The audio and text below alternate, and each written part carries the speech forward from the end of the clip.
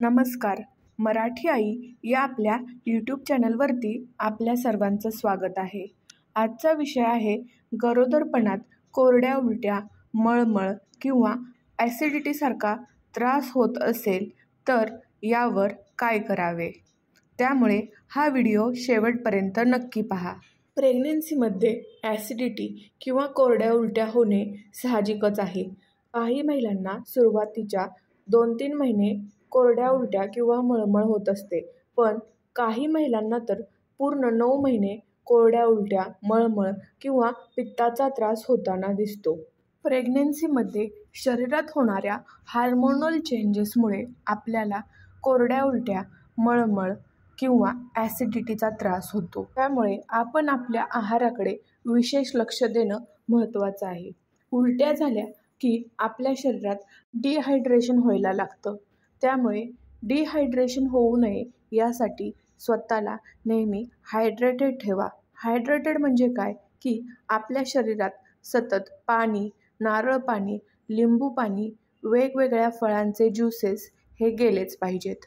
सोबत आपण वेगवेगळे उपायही करू शकता, जसं की बडीशेप खाणं. रोज जेवल्यानंतर भाजलेली बडीशेप आणि भाजलेला ओवा आपल्या खाण्यात ठेवावा. याने आपले पचन सुधारते. त्याचसोबत आपल्याला गॅसेसचाही त्रास होत नाही आणि आपल्याला मळमळ, कोरड्या उलट्या होणार नाहीत. त्यानंतर पुदिना. आपण पुदिना हा वेगवेगळ्या स्वरूपात खाऊ शकतो. पुदिन्याची चटणी किंवा पुदिनाची कोरडी पाने आपल्याला मळमळ झाली की आपण चावून खाऊ शकतो. त्यानंतर येतो तो म्हणजे आवळा. आवळा हा पित्तनाशक प्रवृत्तीचा एक उत्तम सोर्स आहे. आवळ्याचा ज्यूस, आवळ्याचं लोणचं, मोर आवळा किंवा आवळा कँडी आपण सतत चघळत राहू शकतो. ॲसिडिटी होणाऱ्या सगळ्यांसाठीच आवळा गुणकारी असतो. त्यानंतर येते ती म्हणजे मोठी खडीसाखर. किराणा मालाच्या दुकानात मिळते ती मोठी खडीसाखर. हो, काय ऐकताय? अगदी बरोबरच ऐकताय. खडीसाखरेने तुमची प्रेग्नन्सीमध्ये होणारी मळमळ थांबू शकते. ज्या वेळेला तुम्हाला मळमळ होईल असं वाटतंय त्यावेळेला खडीसाखरेचा एक तुकडा तोंडात धरावा. त्यामुळे तुमचे प्रेग्नन्सीमध्ये होणारे उलटे मळमळीचा त्रास थांबू शकतो. हे झाले उपाय.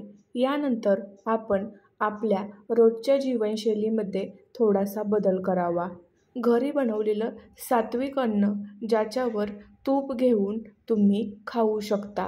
बाहेरचं मसालेदार, स्पायसी, तेलकट, तिखट अन्न या कालावधीत खाणे टाळावे. डोहाळे लागलेत म्हणून बाहेरचं स्पायसी, चमचमीत, तेलकट अन्न खाण्यानेही ॲसिडिटी किंवा मळमळ होऊ शकते.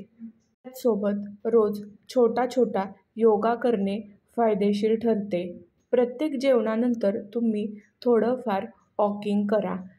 वॉकिंग केल्याने किंवा हलका योगा केल्याने आपल्याला ॲसिडिटी, मळमळ, गॅसेस, पित्त अशा समस्यांना सामोरे जावे लागणार नाही. आशा आहे की तुम्हाला माझी ही व्हिडिओ नक्की आवडली असेल. अजूनही आपल्या मराठी आई या चॅनलला सबस्क्राईब नसेल केलं तर नक्की सबस्क्राईब करा. थँक्यू.